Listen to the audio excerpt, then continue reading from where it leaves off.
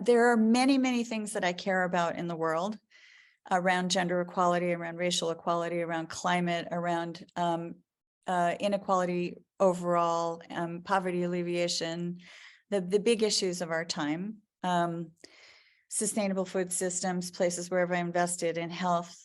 But when I think about what keeps me awake at night, it's climate. It's the crisis of climate change.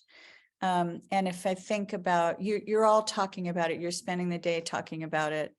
I don't need to go there about climate, nature, biodiversity, mitigation, adaptation, resilience. I don't need to go there with you about why this is so important. On the gender equality side, I actually think that we will not get to the climate solutions that we need if we're missing half the population.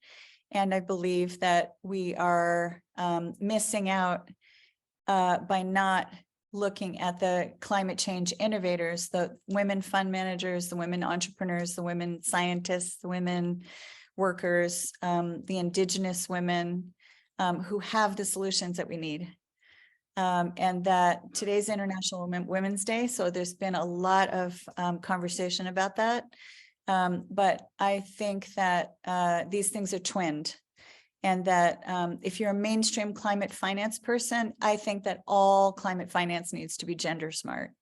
And I think if you're a gender lens and inequality related investor, I think that you cannot be ignoring what we need to be doing around climate. And so when I made a choice about Daniel and I starting this endowment, we decided that this was really going to be what the theme was going to be about, was gender and climate. And so we're building this endowment and I got very clear about this a couple of weeks ago when I got this kind of quite serious news about my health. We're building this endowment. We're putting $1 million into it. And we're doing it at Impact Assets, which was a given for me, having had a DAF at Impact Assets already, but also really following Tim and Sally and everybody else's trajectory about the magic platform that Impact Assets has created, which also enables people to democratically participate in DAFs and use their DAFs for impact investing. And I thought there's no choice I have to make. This is the obvious place for me to do this. I don't need to set up a foundation. I don't need to set up any other structure. In the space of literally 2 weeks, we have gotten the paperwork done and the money's moving, and it's like a small miracle to have this happen. And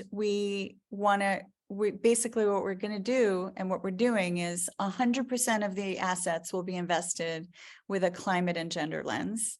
We're building out our investment thesis, our strategy, our criteria. It's going to be the best in class around climate and gender, and it's got multiple parts. So it's got a catalytic part, it's got a spotlighting part, and it's got a part where we're going to go into some big commercial funds and be a mosquito and be quite loud about talking about gender and racial equality.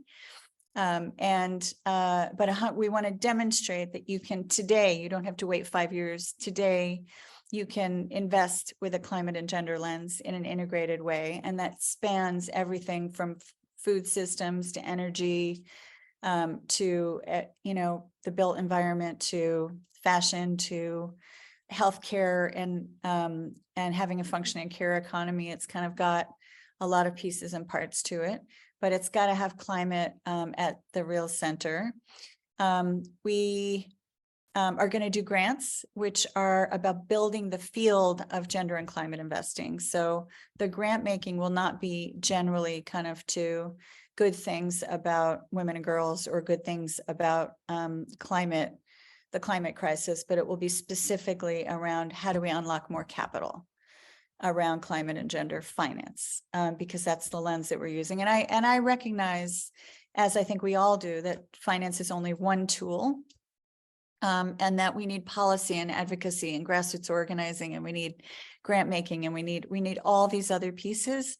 But the tool that I want to use and the tool that I want to demonstrate is the investing side.